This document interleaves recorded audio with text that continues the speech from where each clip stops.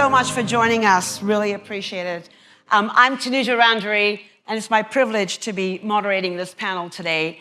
I'm joined with three incredible leaders who are going to share their strategies and top tips for building magical customer experiences that not only create value for customers, and they provide a differentiated competitive advantage. And I think you heard Matt yesterday talk about the tyranny of or and the genius of and we're going to get into a little bit of that today as well. Now, why is all this important? Well, a recent survey from BCG showed that customers that are leading on customer experience, that organizations that are leading on customer experience, are able to deliver more trust, more value, and more growth. And the numbers are pretty staggering. We're talking about 190% increase in 3-year revenue growth, 70% increase very specifically on net promoter scores, and more, right? And we're going to dive a little bit into this because it's not only the technology, it's all the operating model and the capabilities that come with it that need to happen. Before we go, in a page out of our own book, when Amazon launched in 1995, we had a mission to be Earth's most customer-centric company.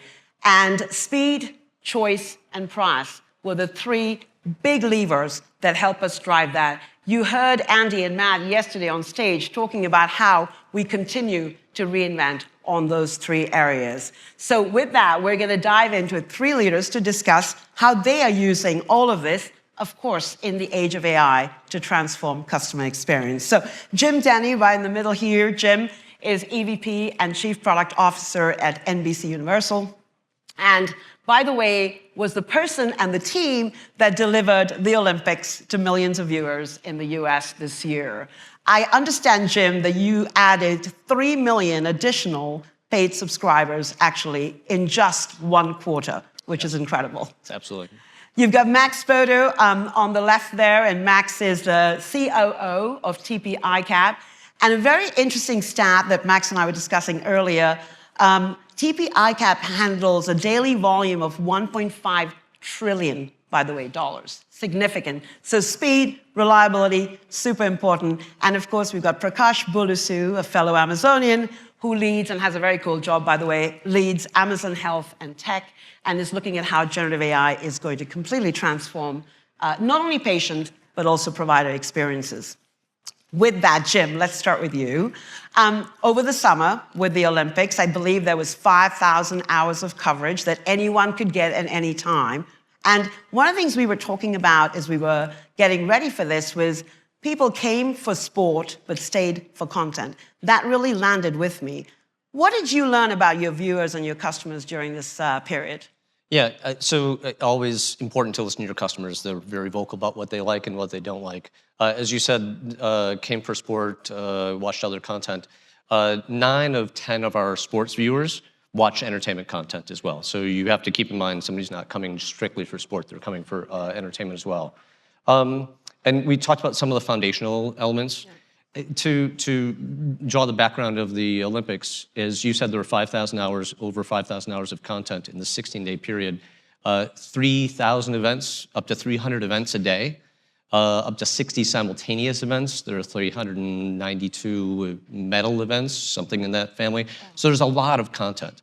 And so one thing we looked at is like, how do you take something that can be very complex? It's hard to make something that's very complex look very easy. So how can you do that? So we looked at what we had in our previous Olympics. So we looked at Tokyo, we looked at Beijing, we looked at customer feedback that we got, and we built from there. So figuring we did a pretty good job in Beijing. Paris was going to be a lot more complicated, but we can start with what we had. And how do we make it simple? So how do we take the general navigation that we had already in place, make it easier to go from sport to sport, make it easier to see things that are live at one time, make it easier to get into a particular sport quickly, and so really kind of work across the board to make it. Simplification was a key factor. And something you're saying that really stands out. It sounds like, I mean, the scale at which you're delivering here is pretty significant. So how did you get yourself prepared for ensuring that the customer experience was actually going to be there when they needed it. Yeah, it's a good prompt. If you think of scale, you can think of scale in 2 dimensions. We've done exclusive NFL games, and in the exclusive NFL games, your scale is really about the number of simultaneous streams. So that it's a big peak. The Olympics was not a big peak. The Olympics was a big operational scale. So to deal with all those events, we actually used AWS in both aspects, right? When we need to scale very narrow but very deep, we can scale that way. And we used in this case, you need a lot of video pipelines going on at the same time. You need to coordinate across them all. We can use cloud computing to scale across a series of events as well. That's incredible. And I think you were able to both have reliability and ensure customer experience. I think the and was really important as we were discussing, because it's not good enough to have one or the other. You have to be reliable at scale. Failure was not an option. Failure is not an option. I like that one a lot. Prakash, if I come over to you, I mean, Amazon One Medical is completely reinventing an extremely regulated industry with a lot of complexity. Just back to complexity again. What are you doing to reinvent, let's call it, the customer experience, the patient experience? Yes.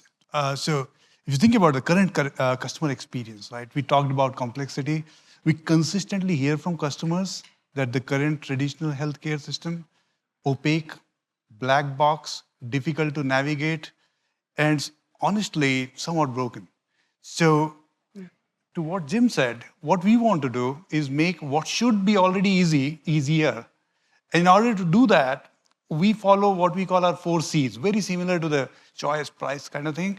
It's choice, it's convenience, it's continuity of care, and it's clarity of cost.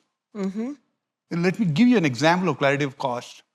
So today, if you want to know your out-of-pocket expense for a certain prescription, it has to be filled first, generally speaking.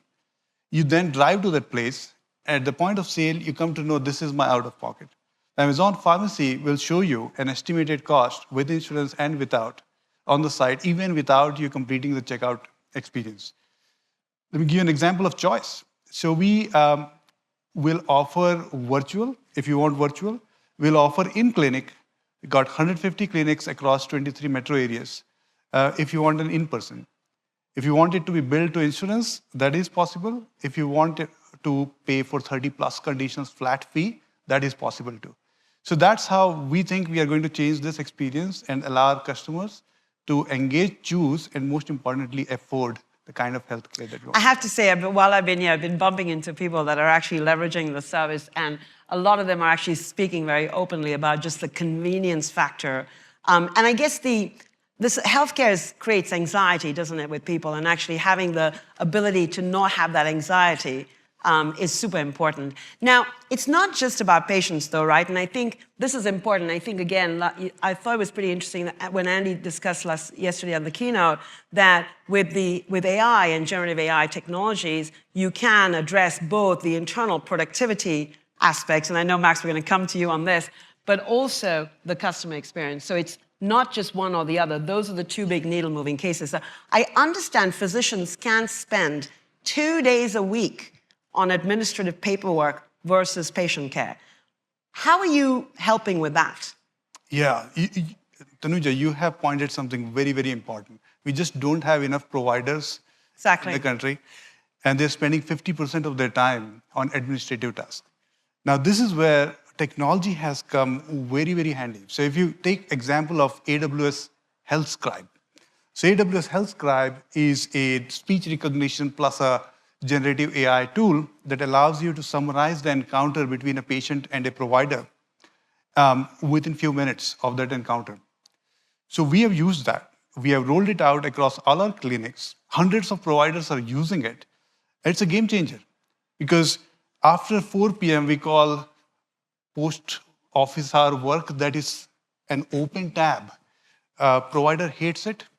It's not good for the customer because they don't get the after-visit summary as soon as they should. Right. And this is a game changer in that way. Yeah, right. Amazing. By the way, I was in a GP office and I think they were using HealthScribe, which was pretty cool, actually. So, Max, coming over to you, it's interesting because obviously with Jim and Prakash, we're talking about a lot about consumers. You're in the sort of business-to-business world of trading. Critical, highly regulated as well, by the way. Are speed, choice, price, convenience, are those the things that you look at very specifically, or is there something else? It's all of the above to start. So we are in the business of, I would say, precision in the way that we execute with our clients. Our clients are obviously very sophisticated corporates, banks, hedge funds, asset managers, so very, sophisticated professionals in trading financial markets. But I think if I step back, one thing that I think is super important for us is trust. So we are in the business of trust. We operate over-the-counter markets, so non-listed markets, and that's about 20 trillion market globally. And speed, anonymity, precision of execution, pricing, all of those things are very, very important. But what you realize is that clients put a lot of trust in the information that they provide us around their books and how they trade, and that is really the sort of lifeblood of our organization, and how we protect that trust with people and financial markets professionals, but more and more with technology as well. And so as clients evolve and they become more technologically advanced themselves, the ability for us to also change with them and provide the same degree of, if you like, digital trust in the way that we execute that business is absolutely critical for us. I like the word digital trust. That's really interesting. We're going to come back to this, I think, because we quite... Max, just one other build. I was very excited that we announced our collaboration, by the way. I think it was the first day of Reinvent that the press release went out. You are moving your customers from the sort of eyeballs, trading, to really electronic, right? And the Fusion platform that you have been on the journey on and are going to modernize further, how does that help you deliver digital trust? So I think we are extremely focused on changing with our clients. And so as our clients are very much like everybody else's clients, so they like multiple choices, they like cheaper products over time. So we have the same dynamic that we just discussed previously. For us, really, is we look at technology and people in a we call it the hybrid business, and so the ability to connect with clients and keeping that personal trust, but be able to become more efficient and more effective in how we execute that business through Fusion, which is our sort of trading platforms. And obviously, our partnership with AWS is one that we're very, very proud of and very significant. We spent a lot of time going through single versus multi-cloud, and these are obviously very important decisions for us. And in some ways, trust for us is what security is for AWS. We are obsessed with trust in the same way that AWS is obsessed with security. And I think part of our choice with AWS was the ability to work with a partner that can always going to be with us and when we need it the most.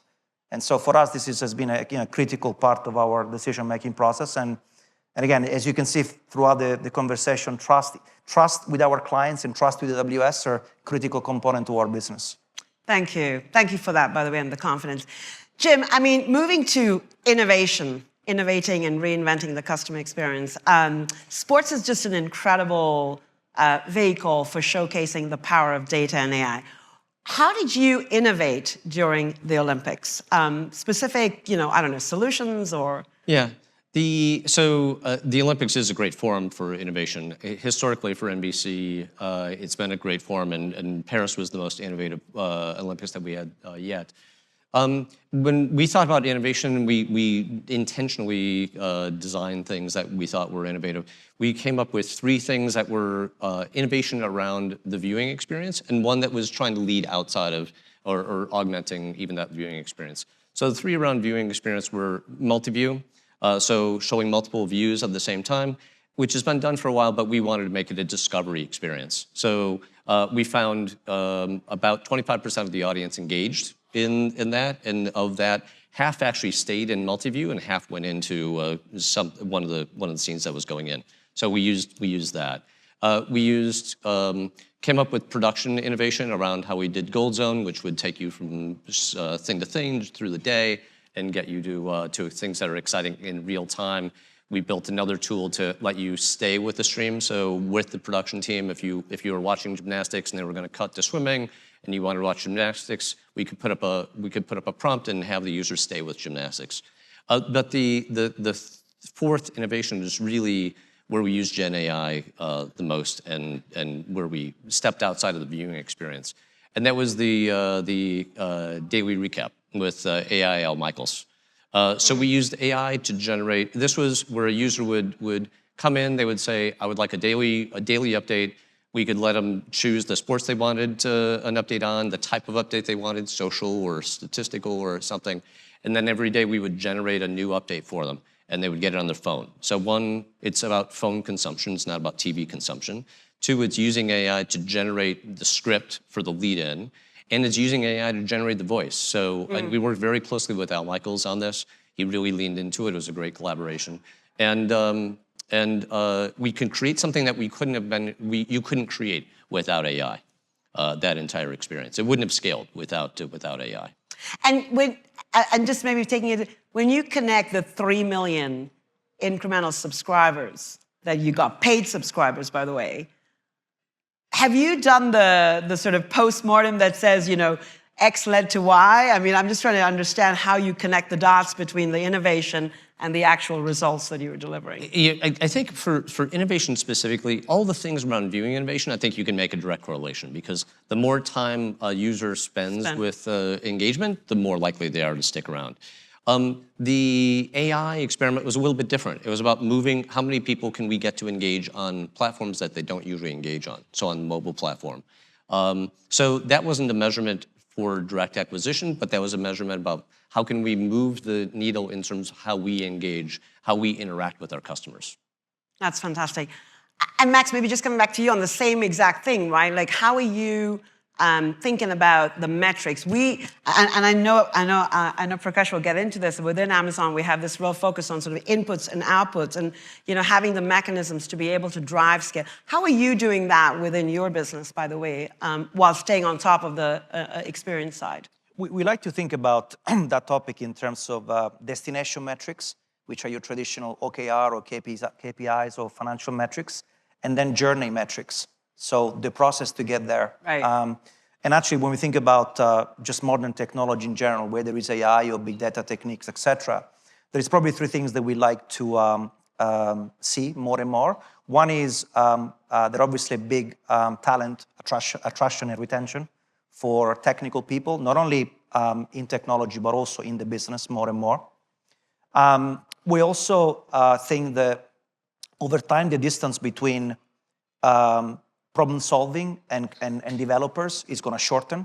Mm-hmm. And so the ability to nurture problem solving skills in the context of modern technology vis-a-vis traditional technology, we think that skill is going to be an enormous amount of value creation for a company like ours.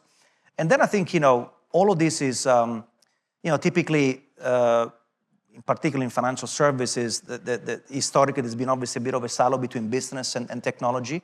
And so what we find is that modern technology breaks those silos faster because the cycle time is very, very different. And so for all those reasons, we like to see and enjoy these things throughout the journey as opposed to just a destination. I'm really glad you brought up the point about the business and technology connection, actually. And I know in the audience we have all of the above, actually all of the different functions represented in some form. But I think the more we can do that, and I do feel generative AI and broadly has kind of won the hearts and minds, as we say, of some of the C-suite. And I'm curious, Prakash, with you, I mean, healthcare it's an interesting area, isn't it? And I think generative AI has an enormous amount of potential, and the public is really positive. So whilst you hear a lot of concern, you also hear a lot of positive things about the impact for healthcare. How do you ensure that you create that, back to that trust factor again, how do you ensure that you're clear with patients and providers and administrators about the responsibility that you also have around this? Yeah, great question. I guess the stakes in healthcare are really high. Right? Really high. So trust is a very, very important factor. We have heard many times that it's very difficult to earn, very easy to lose. So Swami talked about in his keynote guardrails and grounding, right? And that's a huge thing. So we put our models through multiple dimensions across safety, compliance, legal, ethics, bias, and make sure that they pass. The next thing, we will never put any AI in front of a patient unless it has gone through a provider. Providers are always in the loop. Yep. And then I'll give you a very simple example of how a generative AI actually puts safety and quality first. On an average, we get millions of medical documents every year. A patient gets 10 average documents per year, 30 pages per document. Now, sometimes for some complex conditions, you can get 3,000 pages. A doctor has 1 to 3 minutes to scan this before the visit. So when a generative AI generates a relevant summary before that visit, it's a game changer. It highly increases the safety and quality of that visit, and providers are actually relieved in addition to being excited about this kind of technology. So this is how I think it's one of the top verticals I think will be impacted by generative AI. I think that's right. It's wonderful to see you spending time in this area, actually, very specifically. But it's true, it is an area. I don't know how many of you have read a book called 100-Year Life, but I highly recommend it, because I think with technology where it's going, we might actually end up living 100 years, and then we'll have to be really on top of all of this. And Jim, in the content space as well, like, I mean, if you think about media, it's another industry that has huge relevance with generative AI and data. How do you think about responsible AI in the media space? It's interesting because even in the Al Michaels example, we had human in the loop. So we did a lot of test runs looking at what the scripts that were going to be generated were like. And you're generating a bunch of them. There were about 8 million different variants that you could put together. So we paid attention to both the scripts that were generated to make sure that it both sounded like Al and it didn't say things that we didn't really want to say. And then in voice, was the voice created in a way that portrayed Al the way that he wanted to be portrayed. And again, we did this hand in hand with him. This was right after the SAG-AFTRA strike was over. And so this is the first time that really anybody had been working in this space. So very collaborative, but you had to have checks and balances. You have to, we're not even in medical, but even in entertainment, we were making sure that we were ending up with something that was semi-predictive. Yeah, I liked, I love the automated reasoning announcement we made yesterday, and the ability to really reduce AI hallucinations, because I think that is one of the reasons why the adoption could be potentially restricted. But I think with things like that, we're going to really be able to lean in much better. Max, I know you're really in reinventing and inventing with AI within the business as well. I know we're working closely with one of your businesses, but how are you thinking about incorporating generative AI into not only just the customer experience, but potentially internally to be able to drive the customer experience? So in some way, actually, we were informed by your own journey with AWS. So we started off with a bunch of proof of concept, and we started with the functions as opposed to client-facing teams for obvious reasons. Those POCs have actually produced some very interesting results across a variety of user-led use cases. And again, I think it's almost when these problems are starting to get solved directly by the users. You see, for us as a business, I can convince quite quickly a technologist to be interested about the business and the clients. That journey is easier for a technologist onto the business. It is more difficult to get a business person to be very, very curious about technology. And I think that's probably the essence of what we're trying to do with modern technology, is to cross that bridge and ensure the business users really understand what technologies can do for them, and start that sort of client and user-led journey. So we're going to experiment with a bunch of other use cases in 2025, particularly with clients. And creativity there's a lot of use cases, particularly with clients. Anything from digital assistants to to dealing floors, all the way through transformation of unstructured data to structured data to get to gather, client and trading insights. But we will do that in a way that is sensible and grow with culture. To me, we are very, very conscious of never distinguish culture and technology. They're one and the same, and we will continue down that path. And with Parameta, which is the data business you have, you've been reducing the time it takes to do compliance checking, which is a big thing in your business, right? I think it's yeah, we went from like days and days of manual checks into minutes with actually Amazon Bedrock. So that was really, really cool. One of our use case. Super cool. And with all the announcements, hopefully more to come. Yep. I'd love to ask, I know we have only a few minutes to go, but I'd love to get a sense, Jim, from you and Prakash as well, just on this aspect of the cultural changes you have to drive within your businesses. Because we talk about technology a lot, but the biggest blocker actually a lot is mindset, operating model, skills, the ability to invent and reinvent.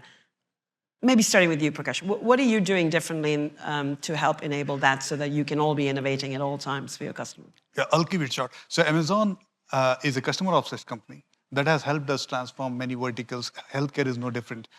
There are two critical differences in customizing this. One is that many cases in healthcare, what patient wants and what they need could be different. And that's why we want to make sure to bring the human-centric, expert-centric view back. The second is we have care rounds of sorts. So we'll put our teams into doctors' offices and have them go through that experience directly with the doctor and directly with the patient so that we can bring the pain points and the features that we need to develop into our product cycle. We call it CI care, and that's our way we have added an additional feature to our existing culture. I love it. It's actually experiencing how it works. That's right. And what about you, Jim? I would say, as we move to continue to encourage innovation, you have to be deliberate about failure. One, make sure that you're clear on things that can't fail. And so don't experiment in those things, or be much more cautious, right? Failure during large events is not something we want to have, so we will tend to be much more cautious there. But in areas where we are specifically experimenting, allowing for the fact that not everything is going to work. And not only that, but making sure that your team knows that it's okay for not everything to work. Because if you're not pushing the limit, if you're not pushing the edge and allowing yourself to fail, you're probably not learning enough. Yeah, we talked a lot about yesterday about one-way doors and two-way doors, right? And I think you're starting to get to that. I mean, pushing as much as you can to the edge to make decisions is great, but at the same time, there are some big decisions. With 2 minutes to spare, I'd love to go around and just get a sense from each of you on sort of one pragmatic tip for this audience that they can walk away with and actually implement or execute on to help create magical customer experiences like you are doing. Max, starting with you. I would say stick with the basic. The world keeps changing and there is obviously continued advancement in technology and everything else, but actually what our clients really want is fundamentally choices, and they want to make those choices. That's true today, it's probably going to be true in years to come. They are going through a lot of change themselves, and so the ability to create cultural affinity as they change with our own internal teams, I think is also very, very important. And then be there when they need us the most. I think our clients have a very strong memory, and if you're not there when they need you the most, you've done probably something wrong. And so we stick to those basic concepts. For me, I would say don't be afraid to try things. If you have to keep changing in order to get in front of the customer. Customers don't always know what they want, and so making sure that we continue to push in different dimensions on that customer experience is going to be critical. I love that. It's not just about listening to customers, but it's actually about challenging and reinventing. Really like that. Prakash. Great. Always work backwards from a customer problem. And do not assume that our intuition is always right. Human intuition is not always right. We could have easily assumed that every patient interaction needs an in-person visit, but we actually found that there are enough conditions for which patients want a virtual and asynchronous messaging type solution. That was the birth of Amazon One Medical Paper Visit, which is a virtual asynchronous offer. Incredible. Big round of applause to our amazing panelists. I love the customer obsession day in, day out, and I think what you're doing with technology, but also the human factor is super powerful. So thank you for being here. Thank you.